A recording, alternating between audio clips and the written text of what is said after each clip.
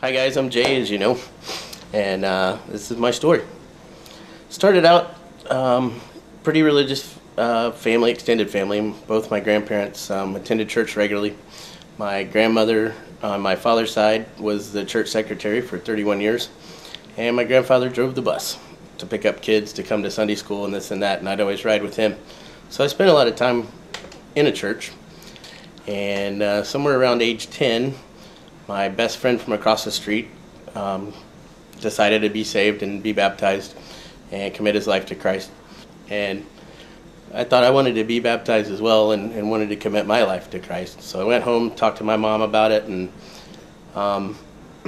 she was going through probably a pretty ugly divorce at the time, and thought that maybe my decision was based on the fact that a lot of other people were doing it, and she didn't feel it was really right for me at the time. One of the things that probably kept me throughout high school and not getting saved was the fear of screwing up. I mean, I knew I was gonna mess it up, and I didn't want to disappoint God, really.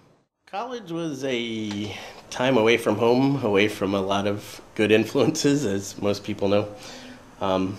Even before my senior year, we were invited up to a fraternity party, and that's where I found beer.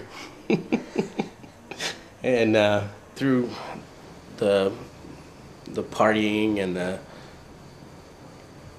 girls dating and all the stuff that comes with that, I found a social atmosphere where I was accepted, you know, through the dating. You know, I thought I felt love and the things that I wanted that I may not have gotten or felt like I gotten before.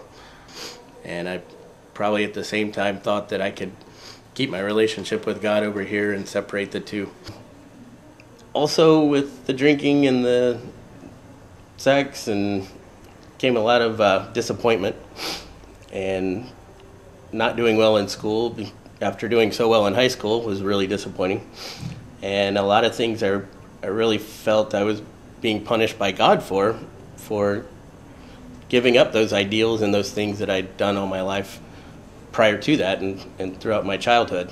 And that was kind of the things I'd been taught growing up, that, you know, you're judged.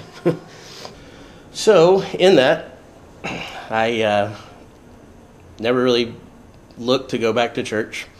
And I felt through being punished and through the things that I'd learned or thought I'd learned growing up in the churches I did, was that, you know, if you were a part of that kind of lifestyle, there pretty much wasn't a lot of hope for you, I guess. Finally met this one girl that I thought, you know, I could probably spend the rest of my life with, and decided to try and make that work. There were a lot of negatives saying, don't.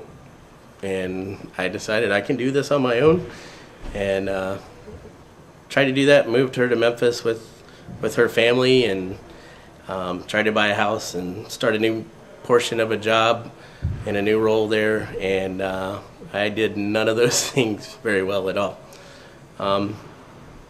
In that, some drug use came back in, and that didn't help the matters at home.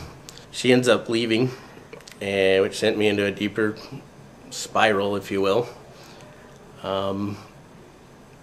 But this neighbor across the street had been attending a church there in Mississippi that I'd been trying to get my wife to go to, and after she had moved back to California, my neighbor invited me to go with him.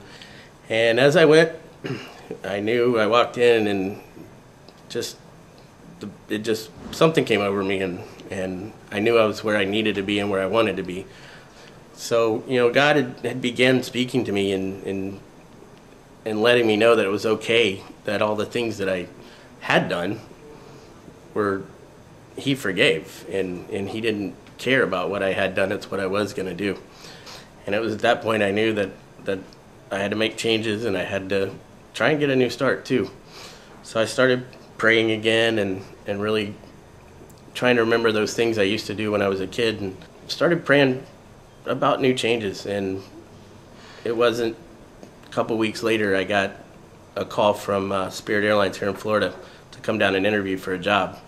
I decided at some point that, I didn't need a church to tell me I was being good or if I was being bad. I believed in God, and I thought I had a relationship with Him, but it was a relationship on my terms. It wasn't a relationship on God's terms. But growing up in those churches that I grew up, I didn't really learn about forgiveness and God's mercy for the things that I had done didn't matter.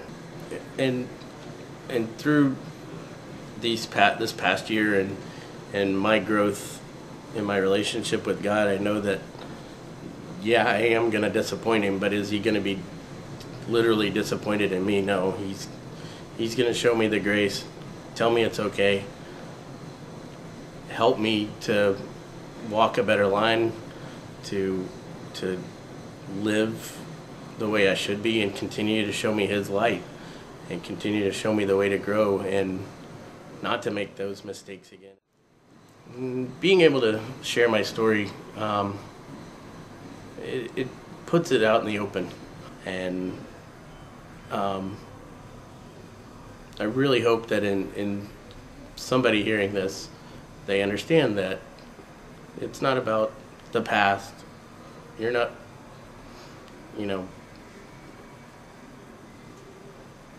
persecuted for the things that you've done. It's what you do right now. It's how you live your life from this point forward. And yeah, you're probably going to falter. You're probably going to slip, but God's always going to be there to pick you up and point you back in the right direction.